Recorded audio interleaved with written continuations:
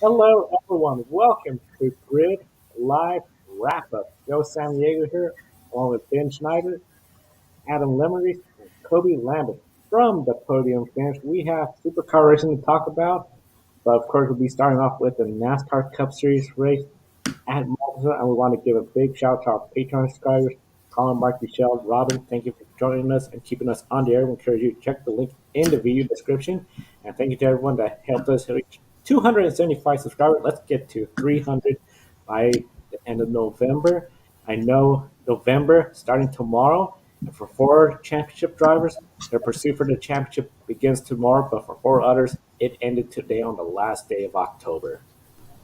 Yes, and on the last day of October. And today, the weather in Martinsville, your typical cool fall day in Southern Virginia. But on the track, a lot of beating and banging and hot tempers all across the board. Kyle Larson, he was already locked in entering Martinsville. Chase Elliott knew at the start of the final stage that he was in the championship for, at least on points. Denny Hamlin, he was in good shape despite the late race drama, which we're going to talk about in a little while. But it came down to the very last lap for the driver, the number 19 Toyota Camry. But he moved on in your championship four, going to Phoenix with a chance to win a championship. Kyle Larson, Chase Elliott, Denny Hamlin, and Martin Truex Jr. We knew Larson was locked in, and we felt Chase would get in, Hamlin too. But MTJ had to battle all race long. And here's the first question of the evening: what do you think of MTJ's race today and getting another shot at a championship? Well, it was certainly eventful. When I saw him go into the wall, he had his issue. I thought he might have been done, but the way the system is, it's just absolute chaos. You can never count any scenario out until it's a lock. And Truex fought back and did everything he needed to do. And I've got to say, I was really surprised that Bowman was able to hang on to the win. Because coming to the white flag, you had Kyle Busch, Brad Keselowski, and Martin Truex Jr. all right behind, and all pretty much in the exact same situation where only a win was going to guarantee them a spot in the championship four. I mean, Truex obviously had a little bit of a cushion. That's how he ended up getting in. But you got to be thinking a win was on his mind to make sure that he was good to advance. So knowing the history that we have here at this track and what drivers have done in the past, I thought for sure Kyle Busch would try to move Bowman out of the way, lick the stamp, and send it a little bit harder than he did. And I guess we saw Keselowski spin Kyle Busch out after the race, which was kind of interesting. I kind of feel like if you're going to do that, maybe do that when it actually matters and you actually have a chance to still make the championship four rather than after the race. Seems kind of silly to me, but I think Alex Bowman totally deserved the win today. He's had a very strong year, all things considered. 4 wins. It was kind of flown under the radar compared to his Hendrick teammates, but still a solid day for him. And of course, for Martin Truex Jr., who's going to go fight for his second championship next week at Phoenix. Yeah, I have to completely agree with you, Ben. I am happy to see Martin Truex Jr. get in. He has raced hard all season long, and I thought he was done after hitting the wall myself. Especially with all that damage on the right side. You know, anything can happen in Martinsville. We all know it's a short track. It was Halloween, and I'm just so happy Martin Truex Jr., his Sherry Pollux, and the entire number 19 Toyota Camry team out of Joe Gibbs Racing. He fought for it all day long. It was back and forth between him and his teammate Kyle Busch, to see who would get that last spot for the championship. And who knows what could happen at Phoenix? Could we see Martin Truex Jr. come out of nowhere and win? Well, we'll just have to find out next Sunday at Phoenix Raceway in Arizona. Yes, it's certainly possible that Martin Truex Jr. could come out there and win the championship. And I think looking at the championship four right now and early talk about the championship, looking at all the others, you have to say Martin Truex Jr. is the one long shot compared to the others. But with this current playoff format, it's certainly possible that he could walk away with the hardware at the end of the day. And today for MTJ was definitely hard fought, well deserved spot in the championship four. And I'm sure him and crew chief James Fowler James Small, they're going to bring the best piece that they've had all year long to the desert in Phoenix. And for Denny Hamlin, he was leading the race and got wiped out by Alex Bowman. Bowman said he got loose, and then Hamlin claimed that he didn't mean to spin him out. And Hamlin called Bowman a hack and also called out Bowman for not performing like his Hendrick teammates weekly, considering the equipment that he in and the 11 team felt like it was coming after the race. Hamlin pulled up to Bowman's car, both cars nose to nose, interrupting his victory burnout. Cameras later showed Hamlin giving Bowman the middle finger inside the cockpit. Was Bowman's move lack of respect, hard racing, or just what this playoff format demands? After watching Alex Bowman's interview after the telecast, I have to agree with him. I believe, he didn't mean to spin Denny Hamlin out. I believe, Alex Bowman did not intentionally spin Denny Hamlin out. I know he was trying to go for the win really hard, and it's crazy to say Alex Bowman has more wins this year than his Hendrick teammate, William Byron, and last year's champion, Chase Elliott. I believe it was the bump and run. Normally, we see that at Bristol, but we saw that at Martinsville today. I believe it was just hard racing, and so I'll throw it over to Ben. Well, I'd say it was a dump and run because ultimately Hamlin ended up losing it and the caution came out. I think a bump and run is when you just move the guy out of the way. Now, I wouldn't go so far as to say lack of respect. If you want to believe what Alex Bowman said, he didn't mean to do it. And I'm inclined to believe that, maybe he just got in a little bit too hot or whatever the case may be if he got loose. So, perhaps it's a combination of all three. Obviously it's hard racing, but, I don't really think you can fault the drivers for what they have to do here at Martinsville. And, maybe it's a little bit different for Bowman considering he's no longer playoff eligible. But, you go back to what, ironically, Denny Hamlin did to Chase Elliott in 2017, what Chase Elliott did a few laps earlier, what everybody seems to forget based on what happened with him and Denny Hamlin a few laps later, but kind of shoving Brad Keselowski out of the way and up out of the groove on the restart. That pretty much ruined Brad's race. And 2018, when Joey Logano got Martin Truex Jr. back, Truex worked so hard to pass him completely cleanly. And then on the last lap, Logano just completely returned the favor by moving him out of the way and didn't care at all. So, that's ultimately what he had to do because that locked him into the championship four. He went on to win the title that year. So, to answer the question, I think ultimately of those three things, the biggest factor is that this is what this playoff format demands, and it's the culture that has been manifested. And I always go back to, if you go back to the radioactive after Matt Kenseth dumps Joey Logano in 2015, it's actually Denny Hamlin that comes on the radio and says, I can't believe what this sport has come to. And how do you crown a real champion now? It's just the wild, wild west. And, I think that's a perfect encapsulation of where NASCAR is right now in 2021. Now, that may be what you like. I guess we hear 8 out of 10 fans like it, if we're inclined to believe our president, Steve Phelps. But or maybe he's talking about the package, or I don't know. There's so many different quotes that get thrown around all the time. But I think ultimately at the end of the day, it's very hard for me to put any blame on the drivers because that's the system and time period that we're in, and that's what it demands. Yes, and as they always say in sports, when we're in situations like this, you always blame the rules, blame the game, but don't blame the player. And here we can't really blame the drivers for what this playoff format demands. It was just really chaotic there towards the end for most of the race. It was actually relatively tame, which kind of surprised me. Well, tame from Martinsville, and then towards the end, that's when all the chaos and mayhem broke out. And we all saw the post race scene. Denny Hamlin very, very upset with Alex Bowman. Alex Bowman's trying to celebrate, but Denny Hamlin knows. We saw the two drivers nose to nose, and Denny Hamlin drove by, giving the Texas salute. But the thing is, Alex Bowman not going to Phoenix with a chance to win the championship. Denny Hamlin, he's in the championship four. He has a chance to win his very first NASCAR Cup Series title. So when you saw Denny Hamlin in the post-race scene doing this to Alex Bowman, do you think during the moment he really lost sight of the bigger picture? Yes, I certainly do. And what Denny Hamlin did does not belong in NASCAR at all. Yeah, I know he was mad, because Alex Bowman spun him out, and his comments that he said afterwards. But Denny Hamlin forgets that he'll be competing for a championship next Sunday. And I believe it was his crew chief that we heard when Denny Hamlin goes into Alex Bowman, when Alex Bowman was trying to celebrate and say, Denny, be smart.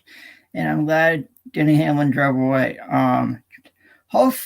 Maybe Denny Hamlin will be fined or something like that, because that does not belong in NASCAR. Denny Hamlin should be embarrassed for what he did. And I feel so. If you want to do that, go to Bowman Gray Stadium. We've seen that happen there all the time. So I'll throw it to my colleague Ben, and I know you have something to say about that too.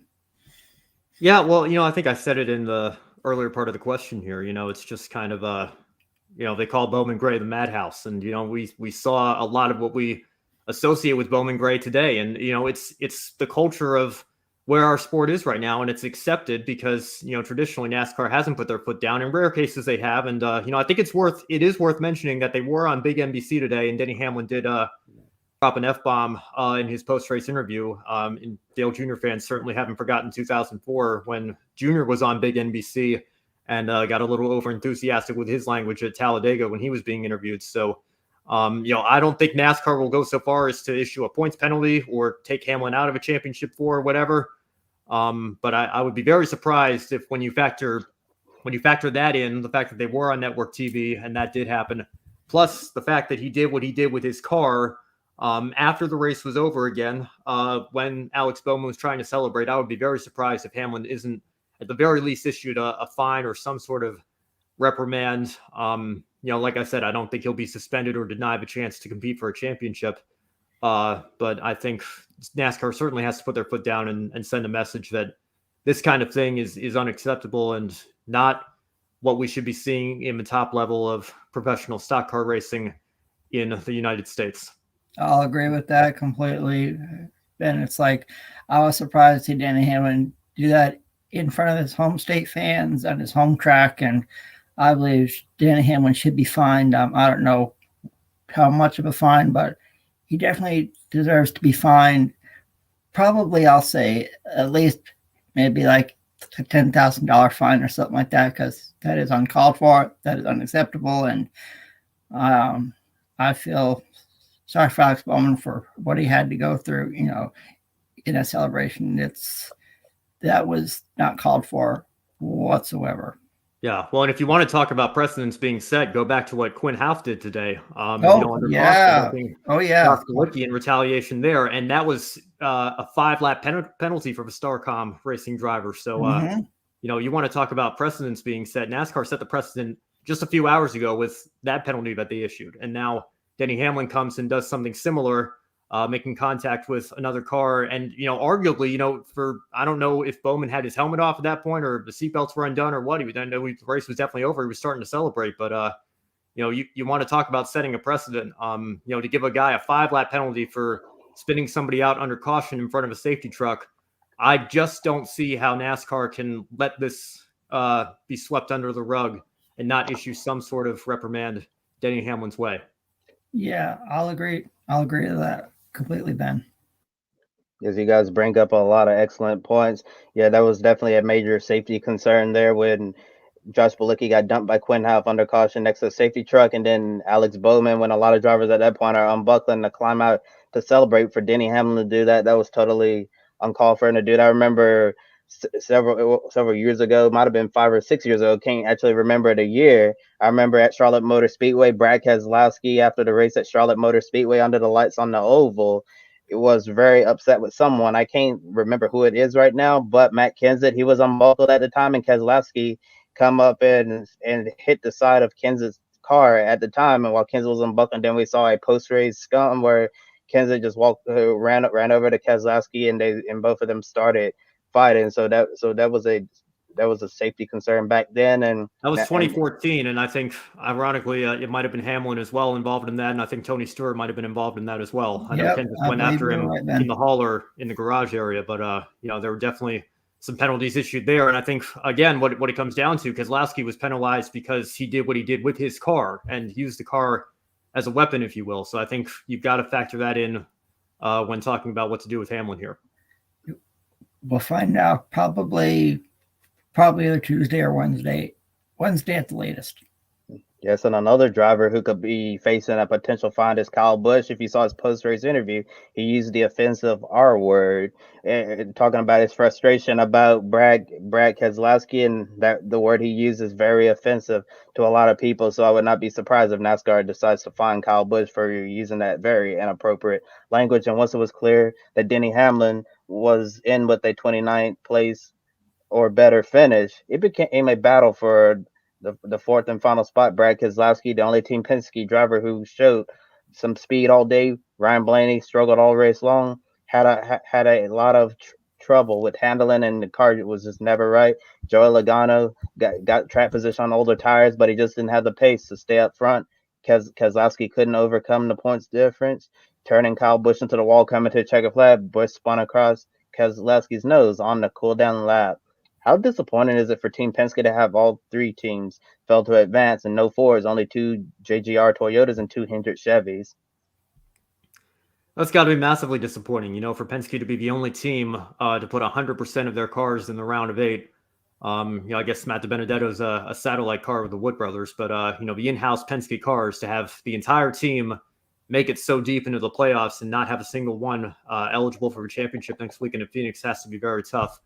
I think, and for Ford as well, in the manufacturers battle, there's always the desire to go out and beat the Chevys and the Toyotas. You don't really care what team it is as long as your manufacturer badge is represented in victory lane. So it's got to be a massive disappointment, particularly for Brad Keselowski, because this is his swan song year with Team Penske. He's moving on to Roush next year to have an ownership stake in that team. And it's going to be interesting to see how that goes next season, but I'm sure he was hoping to end his tenure at Penske on a high note by going out with his second championship, and he's not going to get that chance now.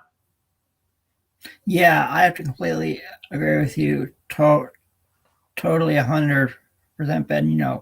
I was surprised to see Brad Keselowski didn't advance, for him, for his team, and for Ford Performance Racing in general. They probably wanted to see at least a Ford compete for the NASCAR Cup Championship this year, and it's not going to happen. And you brought up a really great point, Ben, about Brad Keselowski leaving at the end of the year to go to Roush Fenway Racing.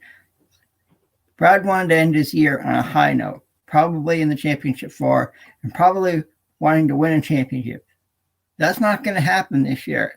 I know him, everyone at Penske has to, and everyone at Ford has to be disappointed because Brad did not advance to Phoenix next Sunday. Yes, I'm sure it's really disappointing for the captain to have all 3 of his Ford Mustangs out of the championship battle next weekend at Phoenix. And you brought up good points about Brad Keselowski. I'm sure he wanted to have one last opportunity to go win a championship with this number 2 team. And I think at the end of the day, we know Brad's going to be going into an owner-driver role next year at Roush Fenway Racing, and at the end of the day, I think Brad Keselowski is going to be considered one of the legendary drivers for Team Penske, and unfortunately, he won't be able to add another championship to his resume. But looking back on everything he's accomplished with Roger Penske over the stint with the team, I think he can raise his head high and be proud of everything that they've accomplished together. And next weekend, they get one more chance to end it on a strong note in the relationship, go get a win, celebrate in victory lane, and have a beer with the rest of the team. And while Penske struggled this round, half of Joe Gibbs Racing made it in, but the consistency and speed shown by Truex and Kyle Busch has clearly not been on the same level as Hendrick Motorsports. Alex Bowman has 4 wins this season, and I will say Alex Bowman always wins at the most random times of the year on this NASCAR Cup Series schedule. And William Byron, his teammate, he's been really strong this round. And I can't imagine if William Byron had advanced to the round of 8, where would things be right now? Because this 24 team is going to be carrying a lot of momentum into the 2022 season. And of course, Chase Elliott in the championship 4 with the most dominant driver of the season, Kyle Larson, 16 wins for the entire year so far for Hendrick Motorsports, maybe 17, depending on what happens in Phoenix. And no matter how this championship turns out, when the checkered flag comes out next Sunday afternoon, does Hendrick Motorsports win the best all-around team award in 2021? Oh yeah, absolutely. I don't think anybody nobody saw Kyle Larson winning 9 races this year. Kyle Larson, after everything that happened to him last year, and Hendrick Motorsports signed him this year. I think my colleagues would have to agree with me. I saw Kyle Larson winning 2 to 3 races, but 9. You think about Hendrick Motorsports history, the names that come up: Jimmy Johnson, Jeff Gordon, and we can't forget Terry Labonte to win a championship in the number 5 car. And it hasn't been done since the Iceman won it in the late 90s. So there have been so many legendary names that have competed for Hendrick Motorsports.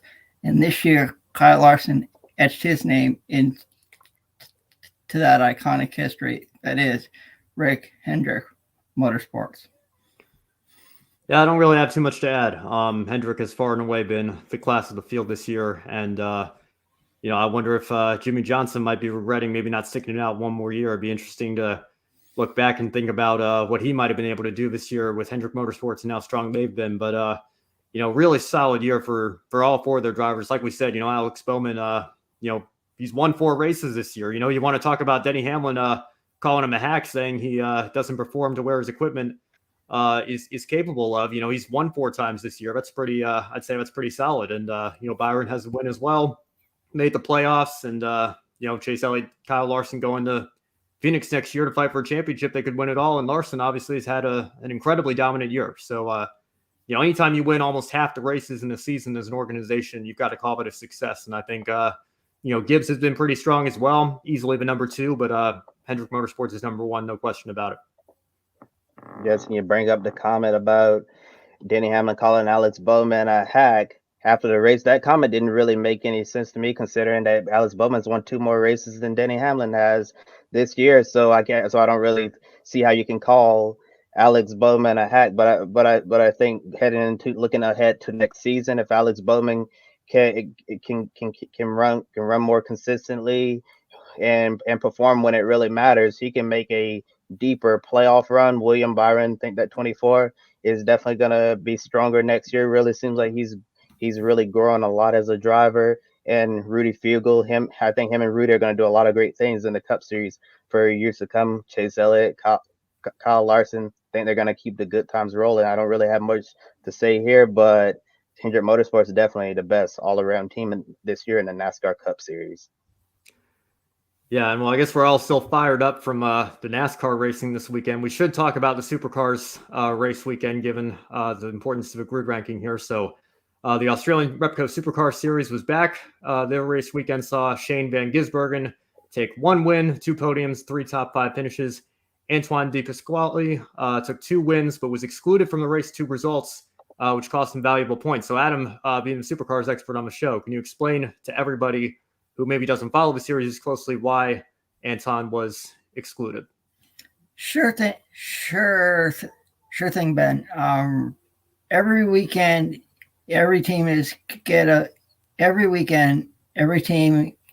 gets a set of tires that they can use, and they're only allowed for that car and that team. So if somebody uses another, so what happened with Anton De Pasquale is he used a tire off of his teammate Will Davison, and he was excluded from race 21, the second race at Sydney Motorsports Park. I don't think Anton realized that he did it until the checkered flag had fallen. So hopefully this won't happen again. And Anton De Pasquale was really strong at City Motorsports Park. I was really surprised to see him win 2 races there. They talked about in the broadcast last time, someone from Dick Johnson Racing won 2 races at a weekend. Iconically, it was Scott McLaughlin winning at the Bend Motorsports Park and a couple years ago when he was driver there. So in SVG, it's still SVG, I believe.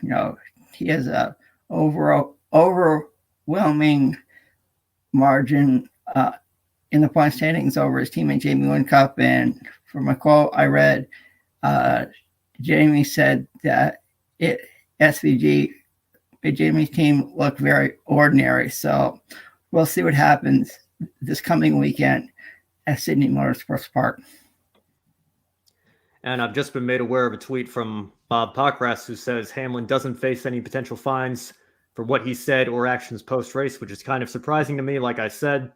But Kobe, like you brought up, NASCAR could potentially fine Kyle Busch for using the R word, talking about Keselowski when giving the post-race media at the end there. So a little bit surprising to see that Hamlin apparently doesn't face any reprimand for what happened, given what we just talked about. But I'm sure maybe comment in the chat room your opinions on that. I'm sure this won't be the end of our discussion there. But getting back to the supercars rundown, Shane Van Gisbergen has a 338-point lead, and the lead is so massive that he could theoretically skip the next race weekend and still maintain that lead. SVG really on cruise control at this point and has been all season long, very hard to beat.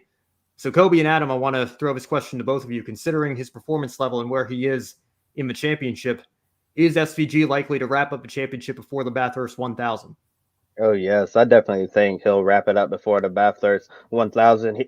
We saw before the long supercars break, he was absolutely dominating this championship, winning all these races, really strong, consistent performances when he didn't win. And now he's at the point where these last few weekends of the season, he can just points race, get those podium finishes. If not on podium, finish in the top 5, top 8, whatever. He does that. He's definitely gonna win this championship. And I think it's safe to say right now that Shane Van Gisbergen has one hand on the trophy, although we have a lot of races remaining to go. But that Red Bull Ampol racing team, they've really shown that they can perform at a high level, and they really haven't skipped a beat. But I think the Dick Johnson racing team, that's the team that's really stepped up their game over the break, and the team who really needs to do some work to end the season on a strong note is Tickford, because they were nowhere this weekend. Yeah, I have to completely agree with you on that, Kobe. Nobody saw Anton De Pasquale winning 2 races this weekend out of 3 at Sydney Motorsports Park. And I believe we'll see Shane Van Gisbergen wrap up this 2021 Repco Supercars Championship at the last weekend before Bathurst. I believe he has one hand on the championship. Like you said, Kobe, he's been so dominant all year long. But I know his teammate Jamie Whincup wants to end on a high note, but I don't think anybody can catch SVG right now. I believe the championship is his, and he'll officially claim it the weekend before Bathurst. Yeah, well, unlike NASCAR, where you have a playoff system, it all comes down to the last race. SVG has had, like Kyle Larson, a very dominant year, and it wouldn't surprise me to see him potentially even wrap up the championship early, and certainly a thoroughly deserved championship season for him. And now we'll throw it back to Joe for an update on the grid ranking. That's right, the grid ranking, week 32. And of course, as you all mentioned, Shane Van Gisbergen racing for the first time over 100 days with his win, 2 points on 3 top 5s, increased the score to 20.81. NASCAR, the Cup Series drivers, all their scores went up because they had 38 cars in the field.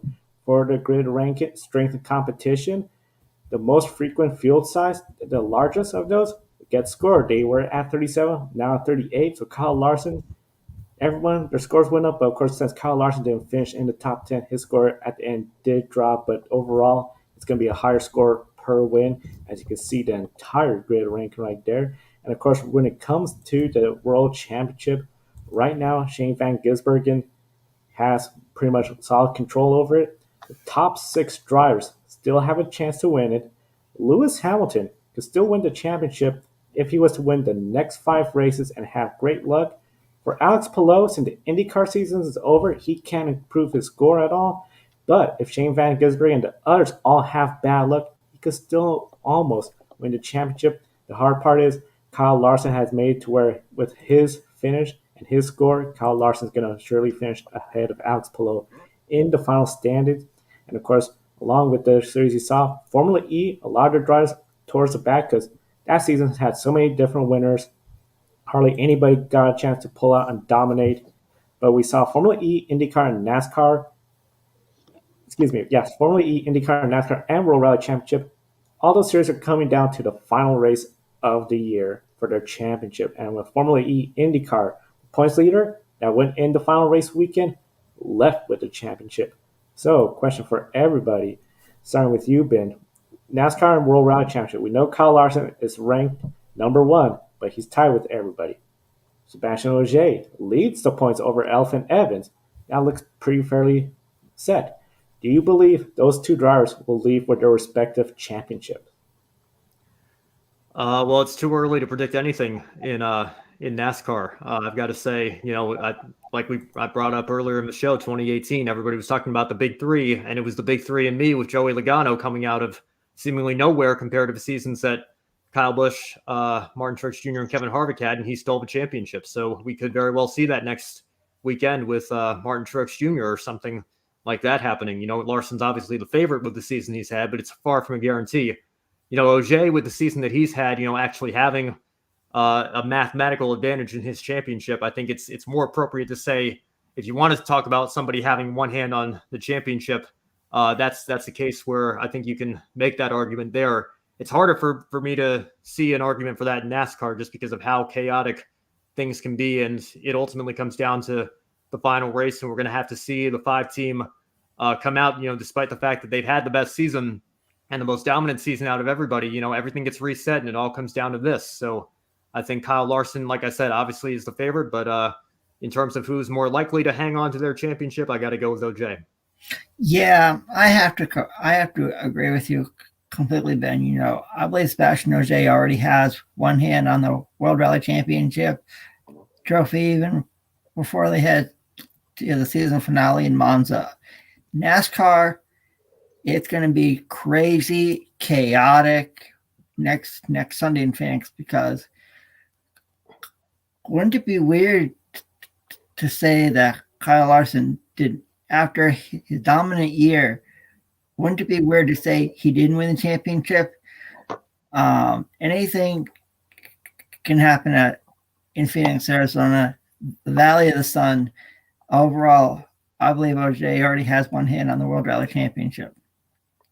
Yeah, that's definitely hard to argue. And before I answer the question, I'm going to read 2 comments in the chat room from Humperdinck. You're saying, honestly, you didn't think that Hamlin did anything bad, but you think it was Kyle Busch that almost ran over a bunch of people going to the garage. And yeah, I do remember that incident happened, I believe, at Darlington and at the Cookout Southern 500 when Kyle Busch drove into the garage stall after wrecking. He was very mad and almost ran over several people. And NASCAR did punish Kyle Busch for that, fining him $50,000, and rightfully so, because that was very dangerous. And it's going to be interesting to see if we're going to see any fines coming out of Martinsville. And you also said that Denny Hamlin didn't do anything with a sexist speed or violence at worst. It was really one. Thank you, Humperdinck, for sharing your comments. And we encourage all of our viewers, wherever you're watching at on Twitter, YouTube, Facebook, or Twitch, please share your opinions and we'll display it here live on the air. And to answer the question, definitely agree with you. Think Sebastian Ogier has one hand on the championship. I see him winning his World Rally Championship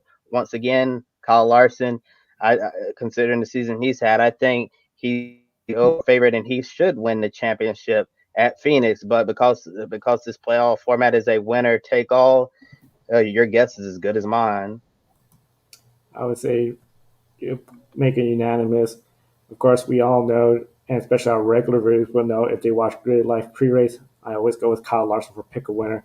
So I, by default, have to say, yes, Kyle Larson's the champion. I mean, the favorite for the championship. Almost got ahead of myself, but definitely it's going to be something where OJ, World Rally Championship, we know last year that was the one series where the points leader came in with the lead, but lost it. So anything could happen. Of course, be sure to tune in next week and all season because World Rally Championship later in November. And of course, Formula One still have 5 races left, assuming the Saudi Arabia track is completed on time.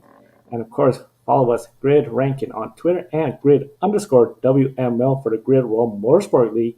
Jamie Chadwick, first female racer to lead that. Definitely has to be a huge shining moment for 2021. That's right, Joe. Pretty cool to see Jamie Chadwick and everything she's done in the W Series this year. And now it's time for our Grid One Shining Moment of this Motorsports weekend. I'll start with you, Ben. What's your Grid One Shining Moment? Well, I just want to ask an honest question here. I don't know. Did anybody hear anything from NBC about Eric Jones today? No. If they did, I want people to tag me and make sure that I get a chance to see it because I'll give credit where it's due. But in an era where almost all the media attention at this stage of the season is focused on the playoff drivers, I've got to give a shout out to the Richard Petty Motorsports team and Eric Jones in a top 10 run today. Really solid run for that team and something that they can maybe use to build on going into the offseason. Good momentum for him and for a driver who was with a top team in Joe Gibbs Racing, kind of got shuffled out, the odd man out with Christopher Bell coming up. To see him have a strong run with a team on a fraction of a budget of Joe Gibbs Racing definitely deserves a shout out. And I wish that in this era of playoffs, we would continue to remember that there are still up to 40 drivers out there every weekend who deserve their shining moments when they achieve something special. So shout out to Rich Petty Motorsports and Eric Jones, a well-deserved top 10 today. For me, it's easy since I'm the supercars expert here on the show. It was awesome. It was incredible. After 106 days of no on-track action, it was cool to see the Repco Supercars Championship back and racing in Australia after everything that they've been through. And I'll give a special shout out to commentator Neil Crompton as well. Neil has been battling cancer. He had chemotherapy and he had to miss the round at Townsville. But have him come back after everything that he went through, have him back on the broadcast was really cool. And overall, it was just cool, awesome to hear the sound from the land down under in Australia. I sure didn't miss the Australian V8 supercar sound. And my Grid One shining moment is going to go to a driver in the NASCAR Cup World Truck Series, Zane Smith, who won the race yesterday at Martinsville, giving himself a chance to go to the championship four with a chance to win the title. And the reason why I'm giving Zane Smith my Grid One shining moment is because he revealed that he doesn't have his name signed on the dotted line for next year. Zane Smith is a very talented young race car driver, but he doesn't have a contract for next year. Can you imagine being in contention for a NASCAR championship, but you don't have a ride for next year? At this point in 2022 is right around the corner. A lot of the really good rides are taken up, so his options at this point are probably going to be limited. But winning that cutoff race at Martinsville yesterday, giving yourself a shot to bring home the hardware, that certainly doesn't hurt at all. For my one shining moment, I have to give it to Hendrick Motorsports. Throughout the entire season, we've seen them all running towards the front and getting the wins. Alex Bowman, 4 wins. A lot of people didn't anticipate that. William Byron got that win at Homestead, and I think the confidence is really showing. Just unfortunate out of the playoffs early. Of course, Chase Elliott, 2 wins, and Kyle Larson just carrying that team. I think we all forget. For a while, not every team was 100%. Jimmy Johnson hadn't won in a couple of seasons. Prior to that, it seemed like once Jeff Gordon had left the team, that team, Hendrick Motorsports, were just not the dominant team they were.